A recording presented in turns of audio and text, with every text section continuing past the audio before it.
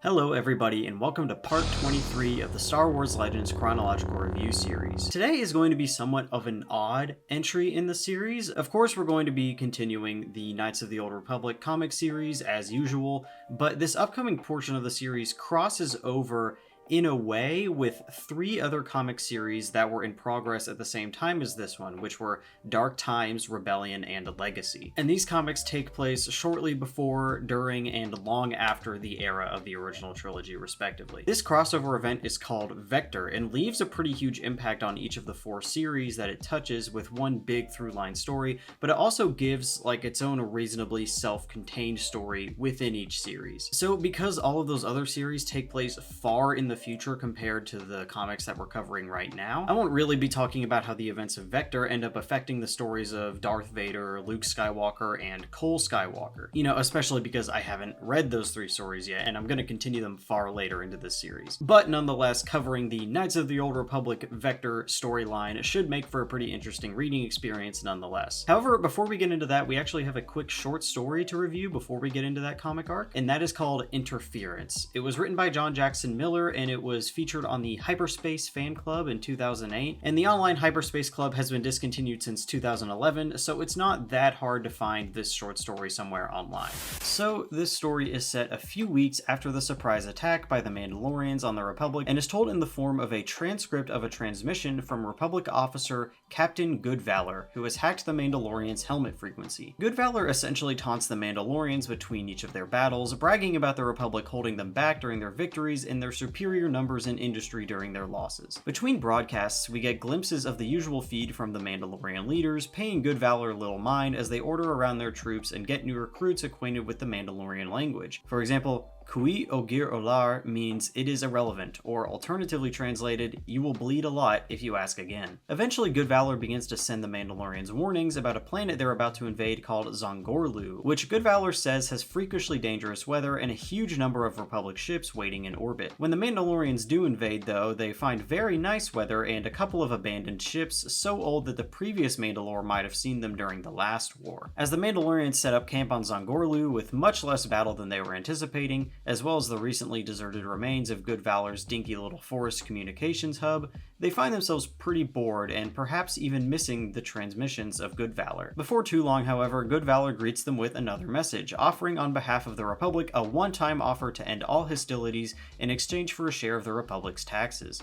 The Mandalorians do not accept what they consider an honorless bribe, however, and are certain that their enemy does not understand them. Overall, this was another fun, short story that gives us another glimpse into the Mandalorians' way of going about things. No really major surprises here. I think we already have a pretty strong understanding of how the Mandalorians view honor and battle at this point in time from both this current series of comics and especially the Tales of the Jedi comics. Though, if you want a bit of humor and some more of John Jackson Miller's lighthearted writing, then this is definitely worth a read-through, and I think it's considerably more entertaining and interesting than the previous short story Labor Pains. I would say that this Good Valor character is definitely hinted to not really be the person that he's claiming to be. His kind of overall mannerisms feel very Griff-like, although that could just generally be the way that John Jackson Miller likes to write goofy characters. Other than that, I guess he could be just some low-ranking Republic officer or sympathizer that is just trying to trick the Mandalorians. Anyway, that's about it for Interference, so let's go ahead and move on to today's comics.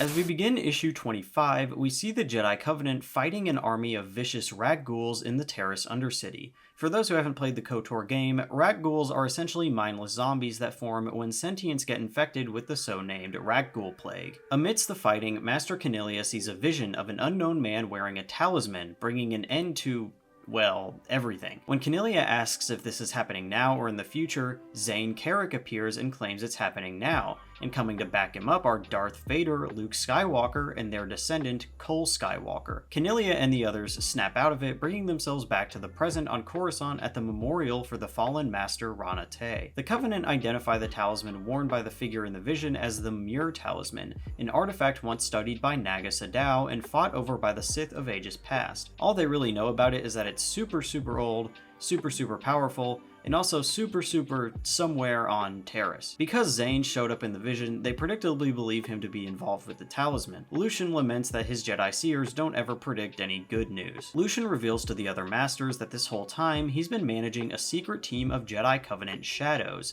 Jedi agents whose records have been erased from the Order so that they can track the Sith with total secrecy and maximum mobility. The Shadows he selected to investigate Taris supposedly destroyed the last copy of the Epistle of Marca Ragnos and discovered Ajori Daragon's amulet, which is gibberish, but awesome gibberish because I'll always take more Tales of the Jedi references. Back on Taris, Constable Nawana Soares flees from a horde of rat ghouls but is saved by a Jedi named Celeste Morn.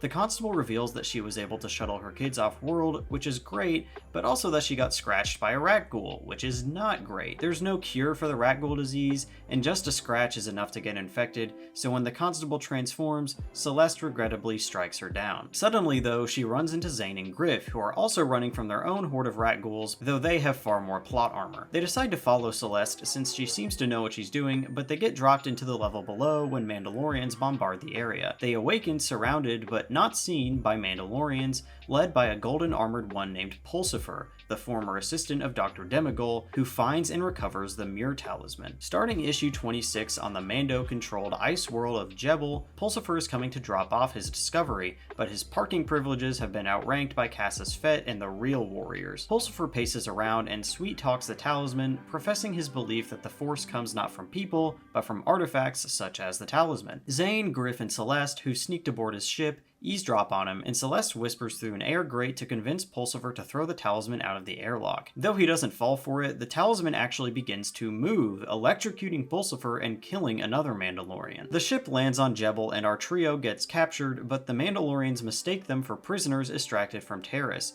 They're corralled in with the others, many of whom Griff recognizes from his various schemes. The prisoners are instructed to claim armor and weapons so that they can fight for their new masters, being promised to one day be able to call themselves true Mandalorians. Zane and Griff meet back up with Celeste, and with help from Griff and his shiny new Mando armor, sneak into the Mandalorian Warforge. They get ambushed by Pulsifer's soldiers, but the Mandalorians spontaneously transform into rat ghouls, though these seem different, better organized and more intelligent, along with an unusual and terrifyingly short transformation time. Celeste and Zane escape outside, where they see the Mandalorian forces organizing a massive force of captive soldiers, and they piece together that the Mandalorians are planning to spread the rat ghoul plague all across the galaxy, starting with Alderaan. Going into issue 27, the Mandalorians fight off hordes of aptly named Mando-Raks, which can wield weapons, something normal rat ghouls are apparently too dumb to do. Celeste and Zane escape from Pulsifer's tower with a pretty rough landing, and as Zane recalls his master once saying, "Any escape you can walk away from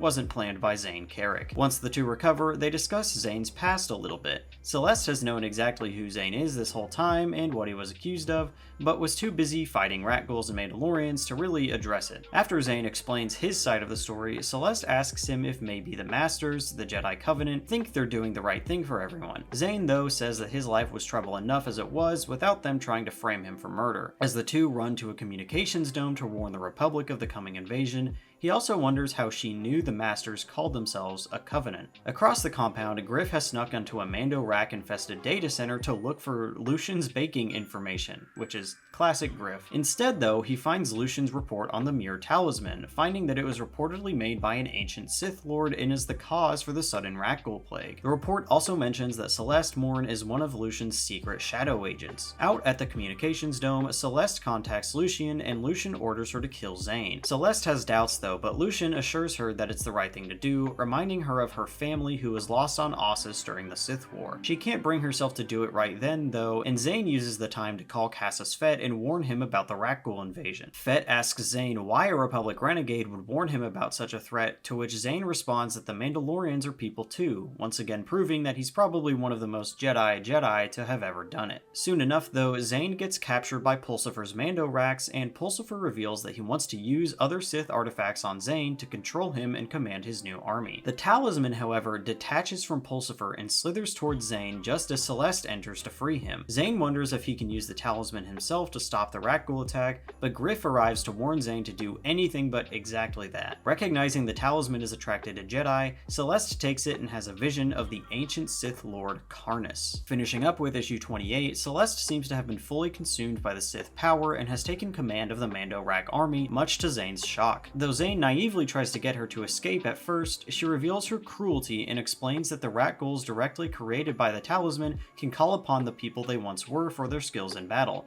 making them far more intelligent and effective than ordinary Rakghouls. She also reveals to Zane that she works for the Covenant and that Krinda, the mysterious person mentioned by Master Tay at the end of the last arc, is the leader of the Jedi Seers as well as Lucian's mother. With that secret out, Celeste elaborates that her role in the Covenant is to seek out Sith artifacts and destroy them, protecting the galaxy from their power. However, as Zane points out, she's allowed herself to succumb to the Sith talisman and has become the very thing she swore to destroy. In a sudden moment of clarity, they try to figure out how to remove the talisman, and Zane has an idea. They go back up to Pulsifer's lab and find another Sith artifact, the Oubliette of Lord Drapa. Essentially, it's a box that will keep whoever's inside stabilized in darkness indefinitely. Effectively, that makes it a torture chamber, but Celeste considers it far safer than letting the influence of the talisman run rampant across the galaxy. Before she goes in though, Celeste tells Zane that if he truly didn't kill the Padawans, to find Krinda, as she never would have allowed such a thing to happen despite her visions. She reiterates that herself, Krinda, and the Covenant aren't evil, simply devoted to a cause. Zane and Griff leave Celeste and fight their way through the Rakghouls who are now left without a leader. Fortunately, Alec, Jarael, and Roland arrive to rescue them. They pass the Mandalorian fleet on their way out from orbit, but before they can contact them, the Mandalorians raise the planet's surface in a disturbing reflection of the carnage on Sirocco. As Zane promises the others that he will complete Celeste's final request and take down the Covenant and clear their names, the Oubliette can be seen sinking into the watery depths of Jebel's Ocean, not to be opened for a long, long time. Alright, so the first thing that I want to discuss concerning Knights of the Old Republic Vector is actually the art. I usually discuss the art briefly at the end of my reviews, but I wanted to get it out of the way here at the beginning with both its positives and negatives. I'd say overall, Scott Hepburn's style of drawing is fine overall. The use of shapes, especially character proportions and faces, is very exaggerated, which overall makes the action very fun and impactful, but in regards to the characters' faces and their expressions, it can be very jarring. The human characters, namely Zane and Celeste, have these chins that just jut out really far, and especially with Celeste, the placement and the shape of like the mouths feels strange to me, and it's difficult to take seriously in some of the more serious moments. It's hard to say whether or not I like or dislike Hepburn's art fully. I think the exaggerated shapes make for some fantastic scenery and action, and the non-human characters like Griff I think are stylized really well, but like I said, the unique style, especially for the human characters, it just threw me off sometimes. Even if I have to admit that they are well executed overall, and especially Hepburn has a very refined and clean line work that I appreciate very much. But yeah, the exaggerated expressions really do not work for me in terms of the humans, but when it comes to like Griff and the Rakghouls, the non-human characters, they're exaggerated features where it's just like their mouths and faces can stretch out to make these really fun wide range of like these monstrous expressions. I really liked that a lot, and I wish more Star Wars art would take advantage of how weird some of the creatures in it can be. I will note that Hepburn's other contributions to Dark Horse Star Wars comics are mostly from a Clone Wars comic series that draws stylistic pointers from the 3D show, and I think Hepburn's style is much better suited to that kind of story that kind of already comes with its own stylization, as opposed to one that already had a few established artists that had kind of solidified the look of the series already. I will say though, concerning the art, I feel like the art contributed very well to the pacing and the tone of the story. I suppose the blocking and the paneling. Some of the panels aren't fully straight, they're off kilter, and the size of the panels gives a great sense of scale or speed, or really whatever's necessary to make a certain scene or moment feel like it's happening with the appropriate amount of gravitas or brevity. It's like the size and shape of the panels informs how you might might envision the story adapted into a show, timing-wise, and it's really easy to imagine like how fast the camera would cut and things like that. And I think being able to do that is a mark of a very, very skilled comic artist, at least to do it as effectively, I feel like, as it was done here. Some comic book artists simply don't do enough with the panels, and I've seen plenty of examples in that in Star Wars comics where the panels are just very uniform and they're all laid out in the same way. And I really love it when artists decide to really have fun with the panels and just get really creative with how all of the action and the dialogue is plotted out, and how you can just feel how that affects the timing, and it just feels more cinematic. So I can say that Hepburn did exceptionally in that department. Moving on to the story, the one main thing that was on my mind going into this comic arc was how this 4-issue arc was going to balance being both a story for Knights of the Old Republic as well as a crossover event with 3 other series that take place in vastly different times. Overall, I have to say I was very happy with the way it was done pretty seamlessly, to the point that I have much less to say about that aspect of it than I initially expected I might. I have very few notes. Of course, we get this very iconic spread of Vader, Luke, and Cole Skywalker, which I always knew about for years. I remember seeing this on Wikipedia when I was very young as part of like the Galactic History section or something, and wondering just what crazy event would call for 3 Skywalkers and then some random kid to be all featured here at the same time in this crazy vision. I guess the events of Vector maybe weren't as crazy in that regard as maybe I had expected, but I suppose I'm just happy that there are no really significant future prophecies or especially time travel shenanigans involved. Other than, of course, the Vision, which, you know, I kind of have my ups and downs with how I feel about Visions in Star Wars with, like, predetermination and whatever. But overall, I'm quite relieved, I suppose, with how all of this sorted out. I suppose I wouldn't be very surprised if Zane and Griff end up making a cameo somewhere in one of those other stories, maybe as, like, I don't know, an ancient mural or a hologram that has something to do with their, like, past adventures. I hope that's the case, because I think that that would have a lot of humor potential. You know, getting to see them thousands of years after they've died. I'm sure there's a way that they can make that really funny. So the trademark Vector elements such as Selene and the Talisman, which are the ones that continue on to the other comic series, I feel like they entered and exited the story very naturally, especially considering the rate at which characters and plot elements can tend to revolve themselves in this ongoing series. They concluded in a way that I was very satisfied with where things ended off, and I don't immediately feel like jumping into a different comic series to find out what happened to her. I feel like this was a very natural ending point for her character. It's like they could have probably killed her off entirely and it would change the story very little. I'm happy I don't feel like I have to be forced to read all these other comics, although if I was in 2006 is when this came out, then, you know, as a kid, I might have maybe wanted to jump in if I was more familiar with these other series. But the fact that it's fine on its own, and it also pushes forward the plot of Knights of the Old Republic in a very good way, I think that is just really good, and really, I think, anything I would need and not any more out of a crossover series like this. I would say the best thing out of this whole balancing act is that it does manage to move forward the Knights of the Old Republic plot instead of just feeling like a side quest that, you know, is able to just be ignored. I mean, the Jedi Covenant having secret shadow agents that go around hunting down Sith artifacts, awesome. Makes perfect sense for the story, no notes. Said mysterious Sith artifact causing an outbreak of monsters that ties into an important plot element of the Knights of the Old Republic game, awesome. It makes perfect sense. No notes. Another Jedi enemy of Zane's is softening up to him and eventually helping him along his journey before disappearing.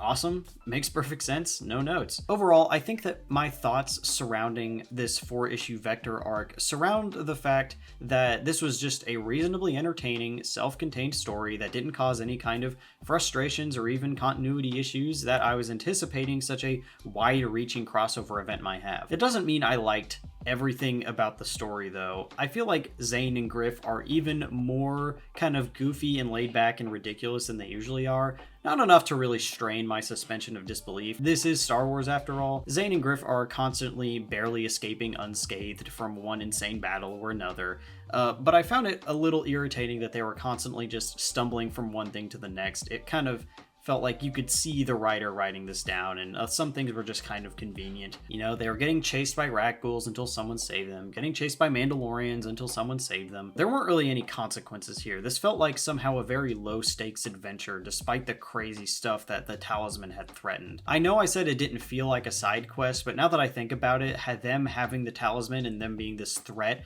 of this huge rat ghoul plague, and then for it to I guess, probably not come up again because it's all resolved. I don't think we've ever seen a story that contained in Knights of the Old Republic, and I think it's fine, and I am still really happy with the way they balanced all of these elements, and I'm happy that we get to have the mystery of Krinda and all of that pushed forward. But still, I feel like in terms of like character development, we're left in a little bit more of a lull than I guess I'm usually accustomed to this series. This is a series that has a lot of momentum, and I feel like it started to slow down here, which, if you remember what I said in the last review, I was hoping that we would finally get a bit of more steam to pick up as Zane goes forward and tries to confront these masters. But yeah, other than perhaps a few like nebulous, ill-defined gripes, I feel that overall the tone and the stakes of this part of the story fit really nicely with everything else, even if at some point I would really like to see Zane and Griff make more progress in their fight against the Covenant. Also, the revelation that Krinda and Lucian's mother are the same person isn't really a crazy like reveal or anything, but having those two puzzle pieces finally be cleared up was very satisfying. I'm much more intrigued now to know how she fits into all of this, because now we know that maybe it was Lucian taking advantage of her visions, and the kind of the person who is this origin point for this whole Sith conspiracy slash visions gone wrong, you know, wouldn't have wanted all this to happen. I feel like that answers a lot of questions, but asks just enough more that I'm excited and not exhausted to learn what's next. I almost wonder if she's somehow like being manipulated to provide these visions. Maybe it's something like Mari Santeca from the High Republic, who was a woman who was kept in stasis for ages because she had these visions that provided hyperspace routes for this enemy group called the Nihil. So a couple of notes on the Mandalorians in this issue. I continue to love the way that they're characterized in this series. Their tactics are always so over the top and absurd. I love that they have a little bit of infighting and secret conspiracies among them. It makes sense that there would be a Mandalorian soldier who is like this fanatic for Sith artifacts, considering who they were aligned with in the Sith Wars. I don't know, just to turn a bunch of your people into mindless zombies and just let them loose across this galaxy. It's a wild strategy for war, but I'm absolutely here for it. It's Star Wars, it's fun, it's stupid, it's pulpy, and that's why I enjoy it. So yeah, in conclusion, while the story in the arc kind of has its ups and downs for me, this was a pretty well told, quick arc that introduced us to some new concepts and lore and pushed Zane a little bit further along his quest to stop the Covenant. Though the story maybe wasn't quite as unpactful for our usual characters as some of their other adventures have been, the crossover elements were thankfully quite self-contained and unobtrusive, and it leaves me quite a bit excited to see how these Sith secrets and interactions with the Mandalorians will influence Zane's fight going forward. So overall, I think I'm going to give Knights of the Old Republic Vector 4 Sith artifacts out of 5. Next time we are going to cover Volume 6, which covers 2 story arcs titled Exalted and Vindication, and those 2 titles have me really excited for what is going to come next. Just that title, Vindication, wonders if this is going to be a culmination of sorts for Zane, and if, you know, maybe after a big struggle,